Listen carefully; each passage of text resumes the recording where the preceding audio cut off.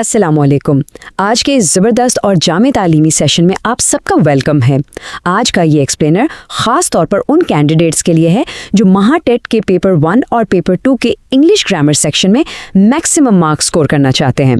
तो चलिए पूरे ध्यान के साथ शुरू करते हैं, क्योंकि आज ग्रामर के सबसे अहम राजों से पर्दा उठने वाला है। तो जल्दी से आज के एजेंडे पर नज़र डाल लेते हैं। पहला, मॉडल वर्ब्स को समझना। दूसरा, ग्रामर के 2 सुनहरी उसूल। तीसरा, कैन और कुड का मुवाजना। चौथा, मे और माइट का फ़र्क। पांचवां, जिम्मेदारी का दायरा। और आखिर में इम्तिहानी ट्रिक्स और प्रैक्टिस। तो बेसिक से लेके एग्जाम की ज़बरदस्त ट्रिक्स तक हम सब कुछ कवर करेंगे, ताकि इम्तिहान के दिन कोई गलती ना हो। पहला हिस्सा, मॉडल वर्ब्स को समझना। देखिए, ग्रामर के मुश्किल सवालात हल करने हैं ना, तो इन मखसूस अल्फाज पर मुकम्मल ग्रिप होना सबसे ज़रूरी है। अब आप सोच रहे होंगे कि ये होते क्या हैं? ये मस्ट, शुड और कैन जैसे अल्फाज हैं ना, ये असल में स्पेशल हेल्पिंग वर्ब्स होते हैं। ये बोलने वाले के मूड या रवैये को जाहिर करते हैं। यही अल्फाज इंग्लिश के जुमलों की असल बुनियाद हैं।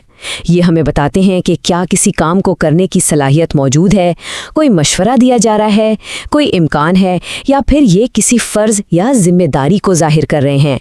ये सब इन्हीं अल्फाज का खेल है। अब आते हैं दूसरे हिस्से पर, ग्रामर के 2 सुनहरे असूल। ये वो ट्रैप्स या जाल हैं जो एग्जामिनर्स जानबूझकर सेट करता है। इनसे बचना बेहद ज़रूरी है। तो हमारा पहला उसूल है दी फर्स्ट फॉर्म लॉ। इम्तिहान के सवालात देखने से पहले ये वो रूल है जो आपके जहन में बिल्कुल पुख्ता होना चाहिए। यहाँ एरर्स वाले बॉक्स पर गौर कीजिए। ये बात पल्ले बांध लें कि मॉडल वर्ब के बाद कभी भी, जी हाँ कभी भी, मेन वर्ब के साथ एस या ईएस नहीं लगता। मिसाल के तौर पर ही कैन गोज बिल्कुल गलत है। दुरुस्त जुमला हमेशा ही कैन गो होगा। ये कानून कितना अहम है, इसका सबूत 2013 और 2021 के पिछले पर्चों में मिलता है, जहाँ यही कानून बार बार टेस्ट किया गया है। अब चलते हैं दूसरे उसूल की तरफ, द नो टू ट्रैप। ये बड़ा इंटरेस्टिंग है, क्योंकि अच्छे तैयारी वाले स्टूडेंट्स भी एग्जाम के प्रेशर में इस जाल में फंस जाते हैं। इस रेड क्रॉस के निशान को देखिए। याद रखिए, मस्ट, कैन, शुड या नीड नॉट के बाद कभी भी टू इस्तेमाल नहीं होता। 2012, 2017 और 2020 के इम्तिहानात में एग्जामिनर ने यही जाल बिछाया था। शी मस्ट टू फिनिश लिखकर कंफ्यूज किया गया। हालांकि सिर्फ इस एक लफ्ज़ टू को निकाल देने से जुमला फौरन दुरुस्त होकर शी मस्ट फिनिश बन जाता है ना? बिल्कुल 1 सेकंड का जादू। तीसरा हिस्सा, कैन बमुकाबला कुड। अब हम मॉडल वर्ब्स के इस पहले जोड़े को देखेंगे कि कैसे टाइम के बदलने से हमारा लफ्ज़ भी बदल जाता है। उन दोनों में बड़ा आसान सा लेकिन बुनियादी फ़र्क है। एक तरफ वो काम है जो आप आज, अभी यानी हाल में कर सकते हैं, और दूसरी तरफ वही सलाहियत जो माजी में हुआ करती थी।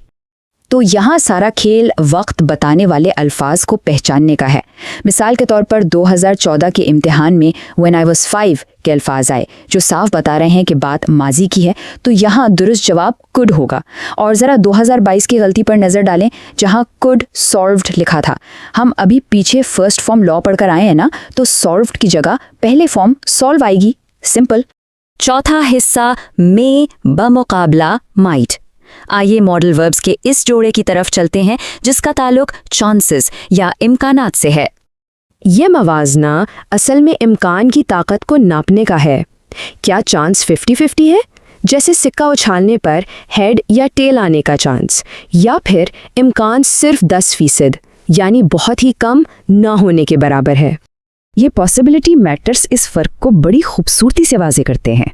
जब किसी से इजाज़त लेनी हो ना, तो मे का इस्तेमाल होता है, बिल्कुल वैसे ही जैसा 2012 के पेपर में पूछा गया। लेकिन जब आज रात बारिश होने का बहुत ही कम यानी मामूली सा इम्कान जाहिर करना हो, तो वहाँ माइट की ज़रूरत पड़ती है, जैसा कि 2018 के पेपर में हमने देखा। पांचवा हिस्सा, जिम्मेदारी का दायरा या दी ऑब्लिगेशन स्पेक्ट्रम। अब हम किसी भी दिए गए हुक्म, मशवरे या फ़र्ज़ की सख्ती को नापने का तरीका सीखेंगे। नीचे से ऊपर की तरफ इन दर्जात को देखिए। बात शुरू होती है एक आम मशवरे से। बाकायदा वर्जिश करना एक अच्छा मशवरा है, जिसके लिए शुड इस्तेमाल होगा। फिर इससे ज़रा ऊपर ट्रैफिक कवानीन की पाबंदी करना एक इखलाकी और समाजी फ़र्ज़ है जिसके लिए ऑट टू आएगा।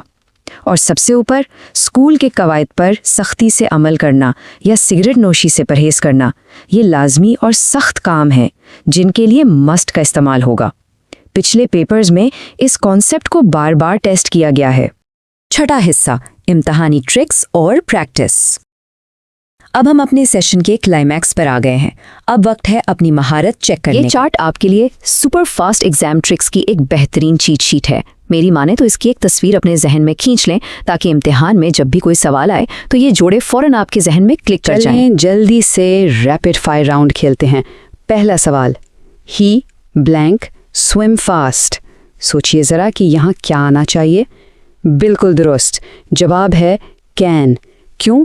क्योंकि यहाँ तेज़ तैरने की मौजूदा सलाहियत की बात हो रही है जो आज उसके पास है। दूसरा सवाल, यू ब्लैंक ओबे रूल्स। यहाँ क्या आएगा? अब यहाँ कवायद की सख्ती पर डिपेंड करता है कि शुड आएगा या मस्ट। अगर रूल सख्त है तो बिना किसी शक के मस्ट दुरुस्त तरीन इंतखाब होगा। हमने अभी ऑब्लिगेशन स्पेक्ट्रम में यही तो सीखा है। तीसरा सवाल ध्यान से देखिएगा, मे आई ब्लैंक योर पेन। यहाँ दुरुस्त जवाब है वर्ब की बेस फॉर्म यानी बोरो। फर्स्ट फॉर्मूला याद है ना? इसकी बदौलत आप यहाँ एक बहुत बड़ी गलती करने से बच गए। और हमारा आखिरी सवाल, we ought blank help others. यहाँ जो लफ्ज़ मिसिंग है वो है टू। हमेशा याद रखिए, अखलाकी फ़राइज़ के लिए ऑट अकेला नहीं आता, उसके साथ टू लगकर ऑट टू का मुकम्मल स्ट्रक्चर बनता है। तो कैसा रहा? अब जबकि आप एग्जामिनर के बिछाए गए तमाम जाल और ग्रामर के ये राज जान चुके हैं, तो ज़रा सोचिए इम्तिहान के दिन आप कितने ज़्यादा नंबर पक्के करने वाले हैं। बिल्कुल ऐसे ही मुनज़्ज़म अंदाज में सीखते रहिए और पुराने पेपर्स की प्रैक्टिस करते रहें। कामयाबी यकीनन आपके कदम चूमेगी।